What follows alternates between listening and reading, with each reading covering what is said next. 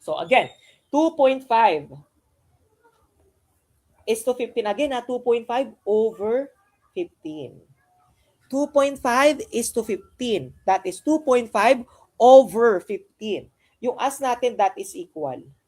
So, ang gagawin mo lang dyan, 12 is to 12 over kung ano yung nawawala. Again, yung nawawala, gawin lang nating letter N. 12 is over N. So again, 2.5 is to 15 as 12 is to N. Number 2, cross multiplication. 2.5 times N. Yan. 2.5 N. O next, 15 tsaka yung 12 natin is equal to 15 times 12. Coach, ba't hindi mo minultiply agad? Huwag muna nating i-multiply para mabilis lang yung pag-eliminate natin. O ngayon, 2.5n is equal to 15 times 12. So ang gagawin po natin dyan is eliminate mo or isolate mo muna si n. So dapat si n lang yung matitira dito. Ang gagawin mo para matira si n, i-divide mo sa 2.5. Kailangan mo tanggalin si 2.5 over 2.5. So, ang mangyayari, cancel mo si 2.5, cancel mo si 2.5. Ituloy natin siya dito.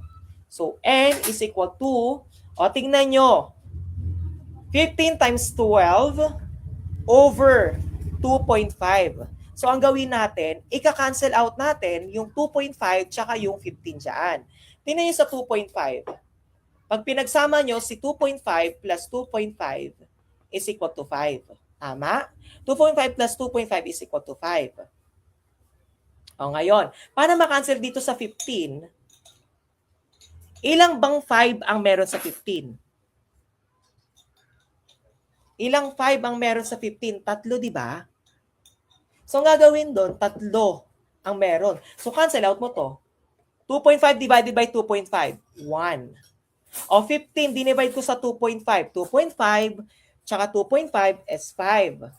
2.5, 7.5, 2.5, 10. Isa pang 2.5, 12.5. Tapos, isa pang 10.5 is 15. So, 6 yung meron sa 15 na 2.5. Okay, so ang gagawin mo dyan, imumultiply mo lang. 6 times 12. That is 72. So again, kinancel ko si 2.5 tsaka si 15. So after natin ma-cancel out, si 2.5 dinivide mo sa 2.5 is 1. 15 dinivide ko sa 2.5, that is equal to 6. O ngayon, 6 times 12, 72. Ganun lang kadali. Okay, so tama yung sumagot ng letter C. Most of you answer 72.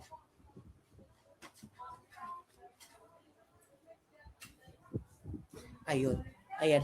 3 yung sagot ni Miss Cheryl. Siguro yung sa question ko yan kanina. Again, kasi nagde-delay yung comment doon kapag naka-FB Live. Unlike sa Zoom, mabilis lang. Pwede pa mag-open ng mic open cam. Para nakikita ko doon yung solution ninyo. You get to send doon sa comment section natin kung paano nyo sinolve yung mga specific questions. Okay. Sige, proceed tayo sa solution number 3. Ito na ang sinasabi ko sa'yo. Sige, patik po muna ako ng screenshot nung first solution natin before we proceed doon sa solution number 3 natin.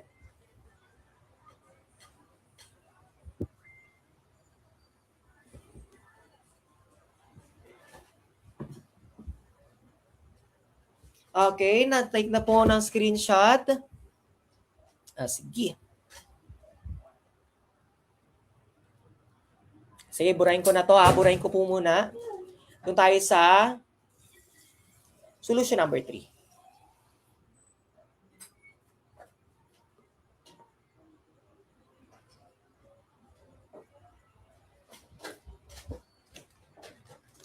Okay. Sige po. Doon tayo sa solution number 3. So again, gagawin ko 2.5 is to 15. Try natin si ratio rotational ha. 2.5 over 15 is equal to 12 over n. So again, ratio rotational. Ito yung inaano ko. Pwedeng gamitin si ratio rotational kapag whole number. yung given numbers. Ha? Kapag whole number, pwedeng gamitin. Though, kahit decimal point naman yan, pwede pa rin gamitin. Ha? Si ratio rotational, kaso medyo mahihirapan lang kayo ng kaunti. Pero ang ratio rotational, good siyang gamitin kapag whole number. Pero sa 2 point, itong given this problem sa number 4, kapag ratio rotational, tingnan nyo, 12 divided by 2.5. Kapag dinivide mo si 12 sa 2.5, that is 4.8. 4.8 minultiply mo sa 15. Still, the answer is 72. Ganun pa din naman yung magiging sagot.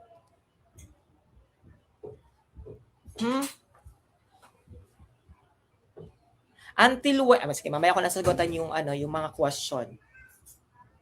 Again po tingnan nyo to sa ratio rotational. Ginamit natin sa ratio rotational, same answer. Ang magiging problem nyo lang siguro kapag decimal na kasi yung ninyo, baka mahirapan kayo sa pag-divide, baka mahirapan kayo sa pag-add. Kaya pwedeng gamitin sa solution number 2, solution number 1. Depende sa inyo. Kaya binigay ko sa inyo sa solution 1, solution 2, solution 3. Para may option kayo kapag decimal yung decimal point, may decimal point, decimal number yung binigay ni Civil Service Examination, gamitin ko sa solution number 2. Ganun lang po, ha? Okay. You may now take the screenshot doon sa solution number 2 natin.